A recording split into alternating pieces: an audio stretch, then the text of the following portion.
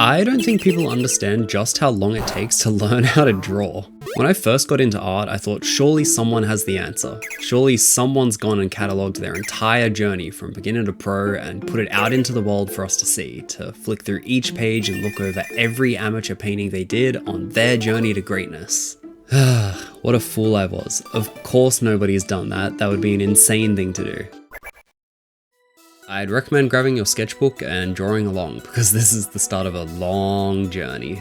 If I knew at the start how long it'd take me to learn how to draw, I've got no idea if I would have even picked up a pencil. I don't know, maybe I would have taken that as a challenge, I'll show you, or something like that. But I do know that knowing what I know now would have saved me a whole lot of time and headache back then. To my younger self, it's not a skill you're gonna become great at in just a couple of years. Sure, some people do, and maybe you'll be one of them, but you don't really have control over whether or not that's you. You can't control how fast your brain learns things, as much as I'd love to think that we can, but at the end of the day, that doesn't really matter anyway, because what you do have control over is your actions. If what you want to spend your time doing is drawing, then just go draw, there's no better reason to. So let me give a bit of context. On screen right now are the pages from my very first sketchbook. This is kind of my pre-artist days, if you can even call it that. I didn't really start thinking of myself as an artist until December of 2017, which is when I started drawing every day. And when I say every day, I mean every single day since then. Because before I'd draw sometimes, but that was the day I decided, nah, I actually want to learn how to do this. So this book I started sometime in 2014, hard to say when exactly because I didn't date anything or even draw all that much in the first place back then. Like this first book I didn't even finish until August 5th, 2016, so that's definitely over 2 years in the one book, where I was 15 to almost 18 years old by the end of it. I didn't draw much as a kid. I'm one of those people who got into it way later in life. I was born October of 98, so I was just 19 in that December of 2017. So, okay, I guess not way later in life. I can't pull the boomer card like that just yet. But most artists seem to get into it when they're still kids in school, so way later comparatively. And it kind of makes sense that that's when most people start. Like if you're 7 years old and stuck in school listening to some boring teacher drone on for hours and hours, there's nothing else you can do but draw. If you're chatting with friends and fidgeting in your chair, you get called out like you're doing something wrong, which is ridiculous. People, let alone kids, aren't built to just sit and do math and language studies for hours on end. That environment's the perfect breeding ground for artists because there's nothing else you can do to escape from how dull it is. You've got a pencil and paper in front of you anyway, and from a distance it looks like you're doing your work, so let's go draw. Or at least that's how I imagine it starts for most people. Like I said, I wasn't one of them, I just sat around miserable for those 6 hours a day. It's the perfect breeding grounds for some, at least. Yeah, so I started late, but there is one positive to that. It means I've been able to catalogue my entire journey. I knew from the beginning I wanted to keep every piece of paper that I ever drew on, so I'd have that whole paper trail from beginning to end. If I knew at the start just how long it would take me though, I might have reconsidered that goal, so thank God I was ignorant. I didn't just keep the paper though, I also had the giga-brained idea of setting a stopwatch every time I sat down to draw, and while that might sound like a lot, by now it's just become a habit, so it doesn't actually take that much extra effort to track it. I have an Excel sheet that I throw the numbers in every day, rounded down to the nearest 15 minutes. Obviously it's imperfect, and it'd be easier, so much easier, if I had a little Sims statistic sheet for my whole life that I could look over. But I figure this is the next best thing. And as far as I can find, nobody else has done this either. So it could make for a cool resource for other artists out there on their own journeys too.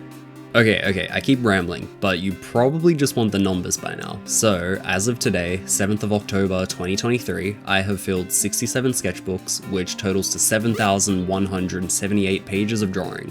On top of that, I do a decent little chunk of digital art, so that totals about 1,170 canvases. Again, I'm being as precise as I can be here, but a digital canvas can be whatever size you want, and some sketchbook pages are crammed with drawings, whereas others only have a couple of scribbles. They're up on screen, so you can see what I mean. And so that leaves my favorite, the big one, the total number of hours, which is 4,889.5 with a big fat asterisk next to it, so let me explain. I didn't actually start timing until June 10th of 2019, so I lied a little bit before, but only for the sake of clarity. Until 2019, which we don't even reach in this video, I would often sit with my sketchbook out, pencil in hand, but not actually be drawing. Half of learning to draw is just the mental side of things, and in the early days, even though I really wanted to learn how, actually moving the pencil across the page was really hard. That constant feeling like everything you make isn't good enough, or that the ideas you have you should just wait on until you're a bit better before you try tackling them for real. For me at least, that was a huge struggle in the first few years, and it meant that some days I draw for 15 minutes, others maybe 20 seconds. All this to say, prior to 2019, I drew so little that counting the time day to day wouldn't have added up to much. So when I give that current total of 4,800, 200 of those hours are a rough minimum based on what I would have done prior to June 2019. I'm assuming 10 minutes per page, it's a bit over 1,700 pages, 200 hours is below the minimum that I would have done, guaranteed. You probably don't care about this. Who cares about how perfectly accurate the number is? But someone out there is as stupid and neurotic about this as I am, so this is for you, buddy. You get me like nobody else does. I don't know how interesting these are actually going to be to other people. This is the sort of series that I wish existed so I could go dig it up and watch every single episode. If I could watch someone else flick through their entire art journey, I'd go crazy for that.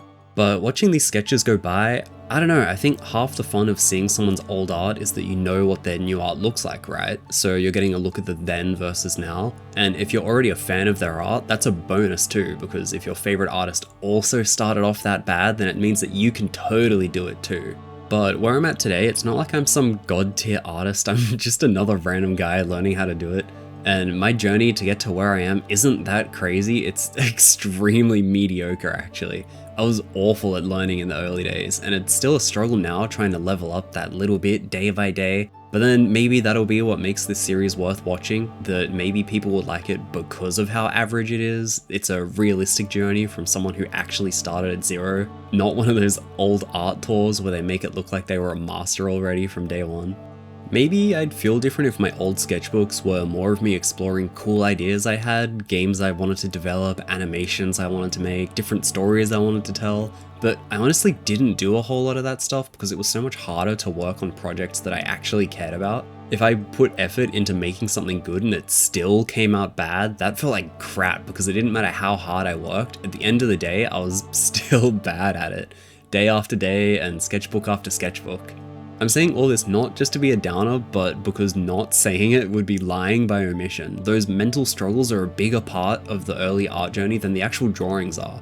And while your struggles are probably going to be different to mine, you should at least know that every artist goes through the same thing. Drawing's a lot like meditation, so unlike other things you can do to pass the time, with art you can't really ignore your problems. That's the thing that makes it so hard. Staring at a blank piece of paper, there's nothing to stop all those thoughts from coming up. The bright side though is that learning to draw will make you a better person because you can't spend that much time with only your thoughts for company and not come out the other side a little more well-rounded.